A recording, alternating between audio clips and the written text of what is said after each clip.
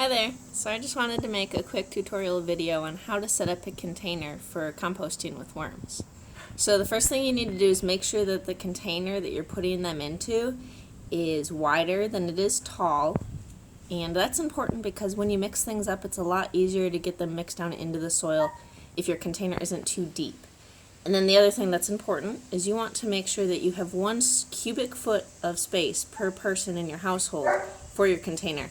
And that ensures that you have enough room so that you're not accidentally putting too much food into too small of a space. So after you find your container, what you want to do is line it with gravel like I have here. This is important because you're going to have some food that you put into your container that's pretty saturated with water. So after the food starts to break down, your soil can get pretty soggy.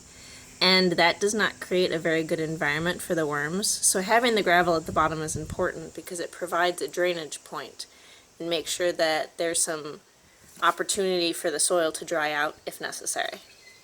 So on top of the gravel here, I have some screen.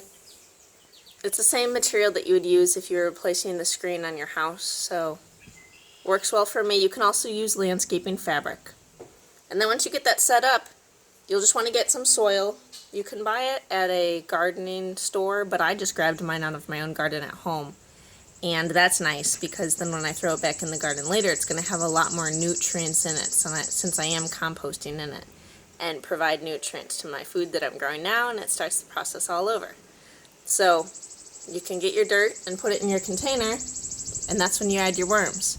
So important thing here is you can't just put any kind of worm in there. All of them will compost, but some of them are going to compost a lot more slowly than others.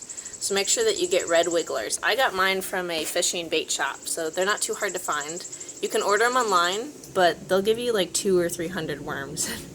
You really don't need that many to start. If you've got a smaller amount, they'll breed in order to fill the space that they're in. So no worries on not having enough, but I wouldn't worry about buying them online. It's too many for a small container like this. Anyway, that's it for setting up a vermicompost bin. Let me know if you guys have any questions, and hope it goes well for you. Thanks for watching.